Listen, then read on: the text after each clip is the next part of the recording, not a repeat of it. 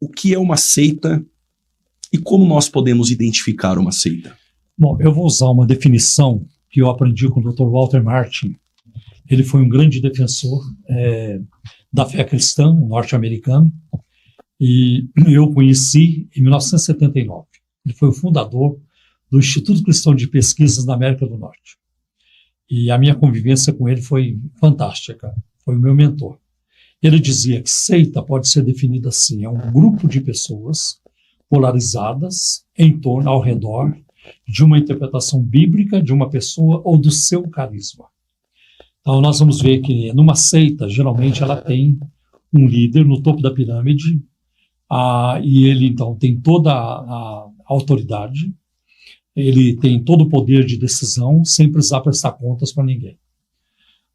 Por exemplo, se nós olharmos para a Testemunha de Jeová, ela segue os ensinos de Russell, Rutherford e outros que vieram depois dele. Se olhar para o mormonismo, os mormons giram em torno dos ensinos de José Smith, seu primeiro profeta, e Brigham Young, que o sucedeu.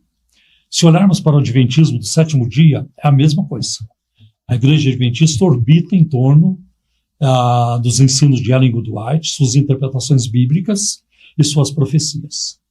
A seita Moon, do mesmo jeito, e assim por diante. Então sempre tem um líder no topo da pirâmide, e ele dá as cartas, ele decide, ele não pode ser questionado, né?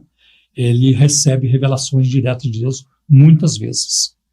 E também nós vamos ver, pastor Juliano,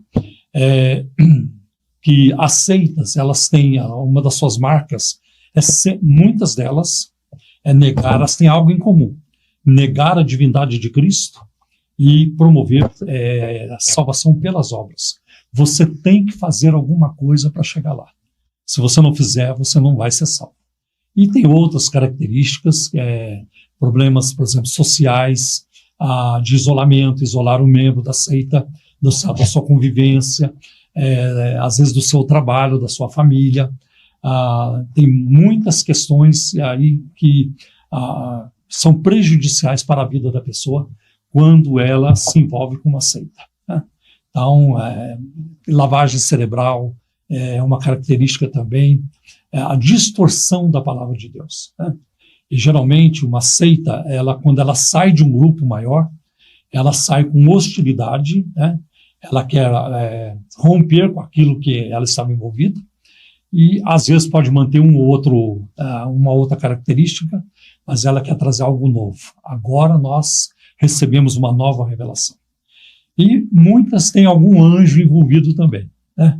Geralmente um anjo está envolvido, um anjo apareceu, um anjo mostrou, no caso, por exemplo, dos Mormons, o anjo Moroni, né, que apareceu para José Smith, então lhe mostrando, trazendo revelações. Ok. Mais ou menos assim. Pastor Jamierson, se quiser. O pastor Paulo já esclareceu alguns pontos importantes. Eu gosto de definir seita por duas perspectivas, né? Uma primeira sociológica e uma segunda teológica. Sociológica, e o pastor Paulo Romero falou de ambas, né? Por exemplo, num aspecto sociológico, esse isolamento social é muito característico, né, de seitas que, a partir do início da formação do grupo, há um isolamento literal. Nós temos, na história, né, grupos que se isolaram em fazendas, em lugarejos, em povoados, fisicamente mesmo, um isolamento físico de se separar da sociedade, sair dos centros urbanos, ir para uma chácara, para uma fazenda, como temos o caso de David Koresh, né? Em Waco, Texas. Em Texas. Ramo de Davi. Ramo de Davi, que houve um incêndio, uma tragédia, né? As pessoas se isolaram naquele lugar. Então, essa é uma característica muito forte, a figura carismática de um líder, né? É impossível o surgimento de uma seita sem um profeta, sem um líder máximo, né? Que é o canal direto de Deus. Muitos deles são, inclusive, divinizados, né? Pessoas quase que sobre-humanas para o grupo que lidera. Exclusivismo religioso, porque nós já temos assim grandes religiões mundiais.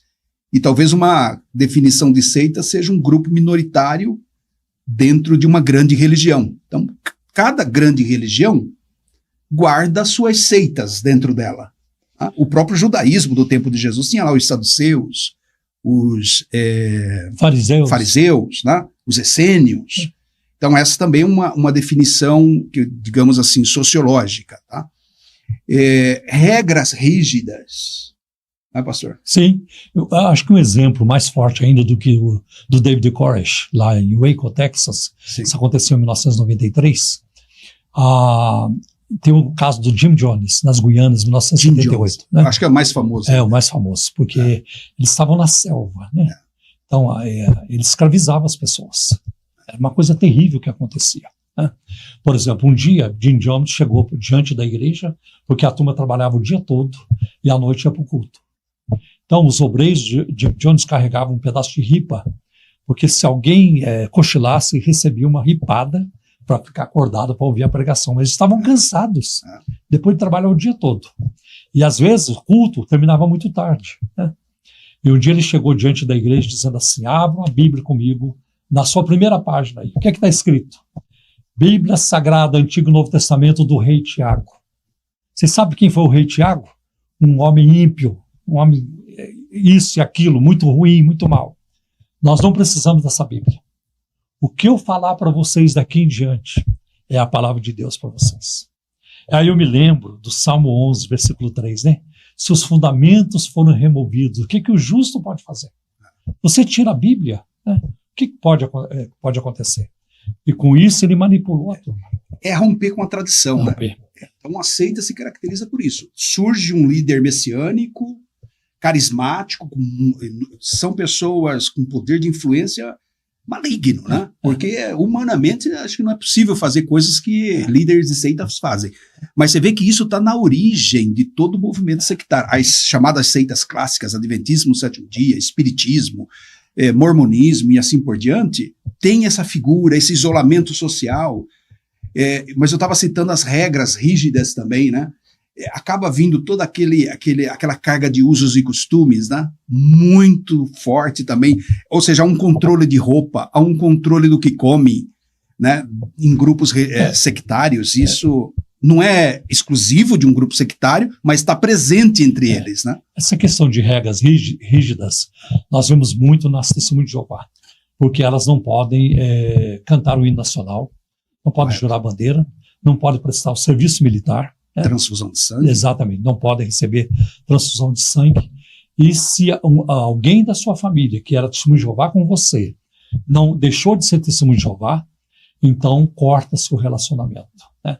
Eu me lembro de um amigo meu que foi testemunho de Jeová por muitos anos, e ele se converteu através de um trabalho do Instituto Cristão de Pesquisas, na nossa época. E ele se converteu e passou a ser um defensor da fé.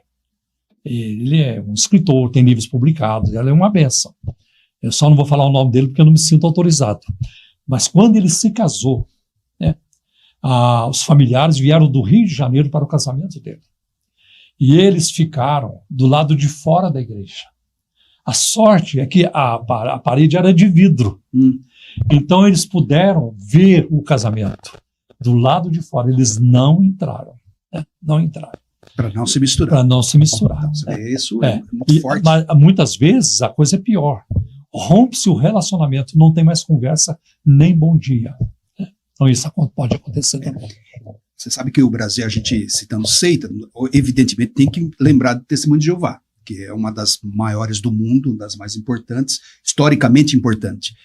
E Cesário Lange, aqui em São Paulo, interior de São Paulo, nós estamos aqui no estúdio em Campinas, né? Não estamos muito longe de Cesário Lange. Está aqui Betel, que é o QG, é a sede, o QG da Testemunha de Jeová na América Latina. Não é só no Brasil, é a mais importante na América Latina, uma dos maiores do mundo.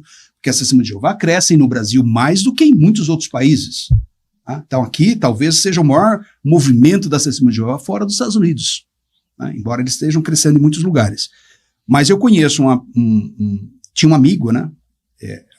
Considero ainda, porque não brigamos, mas ele é divorciado, a esposa abandonou ele por causa da crença no Testemunho de Jeová, e ele se isolou socialmente até que um dia eu conversando com ele disse também, pastor, o meu sonho era viver em Betel.